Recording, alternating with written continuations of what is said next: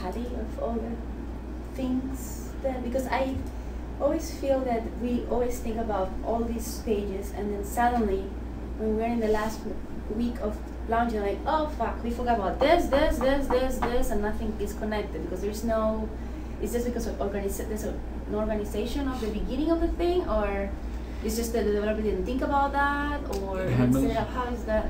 We have a checklist here that we use. We have a checklist at the beginning of the project, which is meant to help identify a lot of those things. The problem is that, like I said, it's hard for a developer to build a site until they can picture it and they can see the design in their heads. It is hard for the client to imagine how to use the site until it's done. You can ask them some things up front, like, do you want HBX to track this? And well, maybe we do, I don't know. Yeah. And then once they start using it, then they're like, oh, we need to track that. We need to know how many people are clicking on that link. Then it becomes more concrete for them. And so it's very hard to get certain decisions made early on the site. Do you want weather to be drawn from this system? Do you want, how do you want your guide orders to be exported? What kind of schedule do you want to receive them on, or that sort of thing? It's hard to get those kinds of decisions until the thing is nearly done. And if you know that they're coming, like through the checklist of stuff to think about, you sort of left gaps in the system for that to be added later. And it can be very frustrating when the client decides they want something different later. And that's like, what I'm right, you've designed the site for 5 nav options, and they decide they want 6 sections on the site. Suddenly you're not just altering the nav, but suddenly you've got all this code that is written. You have arrays run through the nav, and you run them through 5 times. You've got to go and change every one of those arrays. You've got to change all your code. It just happens. There's no substitute for actually seeing the finished site and using the site. We get them pretty far with wireframes, we get them through with demos, and that helps. There's no substitute for finally using the thing once it's built. That's when the changes really come. I'm just thinking, because I know my clients work like that, but if there is a way that you can think before we even start anything on development, or all the errors and possibilities that the client can come, and you already build a frame that way, and even if it comes or not, you haven't hidden somewhere, and then it's easier to, I don't know, I'm just thinking, because sometimes that's what happened. I noticed that, yeah, they want 5 links. That's what we do. We worked for 6 months making these whole 5 links, and then suddenly, here comes a client and says, I need to have everything 8 or 9.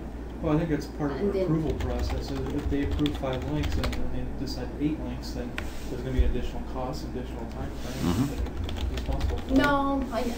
There's going to be sign-offs, and they signed off on 5 links. And yeah. But in the case that that doesn't happen, I think it would be kind of idea of thinking, I don't know, because it might, even me when I'm thinking of doing a book, I think about all the errors and possibilities that can happen.